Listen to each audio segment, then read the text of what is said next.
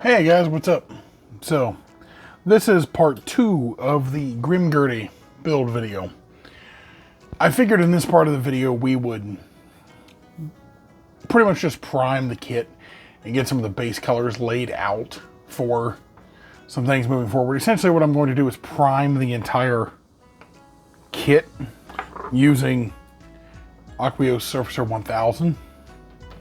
Now, to give context to what I've done, I have taken the entire kit off of its runners and I have set it and separated it off into what this is a plastic tackle box. And you can do this relatively easily and inexpensively. You can get these at supermarkets in the fishing aisle. You can also do this at what I like to do, which is places like Harbor Freight, where they're on sale for like $1 each sometimes. I've got like 5 of these. And they're really good for this type of stuff, but they're also really good if you play tabletop war games and you have a lot of miniatures, or you play Kill Team. They're good to organize that off in. But what I've done is I've split this off into different sections. I've done all the weapons here, the torso parts here, the waist here, the shoulders here, both of the legs here, the ankles here, the arms here. So what this essentially will do is this has got everything separated. So once we prime everything, we can put everything back in its respective spots so we know where everything goes. The only things that I'm not going to prime a traditional gray with the Mr. Hobby primer is the swords. Because of the gold blade, I'm going to essentially prime these in black and then paint them gold. Now, I'm probably going to do a semi-gloss black or a gloss black and explain my reasoning behind it, which we'll do that when we get to that. But essentially, what I've done on this entire kit is I have sanded all of the surface areas of this kind of pinky magenta plastic. One, so the primer has something to stick to, but also because sometimes water-based primers have a tendency to peel off of these types of materials. The best way to fix that is to give it some surface tension. So, that's a good option. It's an easy option. What I would recommend is, when you do this, separate everything out so you don't wind up getting confused as you go, so then you can build everything how it's intended by the manual's instructions. I've painted enough of my Plamo kits where I essentially know the process at this point, but your mileage may vary. So go at your own pace. Do this to your own discretion. But in the meantime, we're going to go to the spray booth and get everything. We're going to go over here to the spray booth.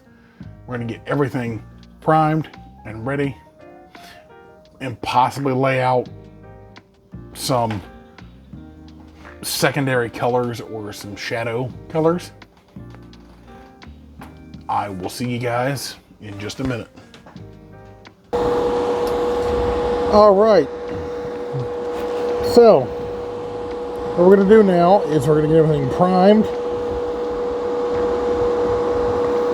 We're going to get everything primed, and then we're going to let everything dry. We're going to go in and do that type of coat on everything. Now, you guys don't need to see me prime. You've seen me prime before. You probably don't even need to see me do the pre-shading step. If you watch my previous videos on tutorials, you've probably seen that too. So, what I'm going to do is spray all of this off camera, do all the pre-shading off camera, and then I'll meet you guys back at the desk where we will show everything once it's pre-shaded and pre-primed. So, stick around. All right, and we are back at the desk after priming everything. So, everything is primed with Aqueous Surfacer 1000. Super smooth, like most Mr. Hobby products are. Very nice. I did 2 coats just to ensure a good even bond on all this. And because, well, let's face it, you want this to look good. So what I'm going to do is then probably add a black as a pre-shade to all this. But that's mostly considering the fact that with how dark the red is, we're not really going to want to add anything super subtle, like a purple, because you're just not going to notice it, because it's already enough of a purple as is.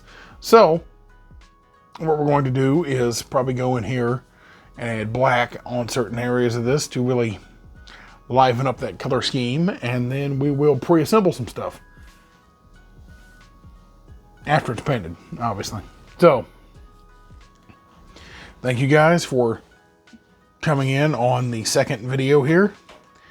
This has been so far pretty smooth. Hopefully you guys will stick around for the rest of the build project, which will consist of painting everything else, including the weapons, the outer armor, everything else, and I'll see you guys in the next one. Bye.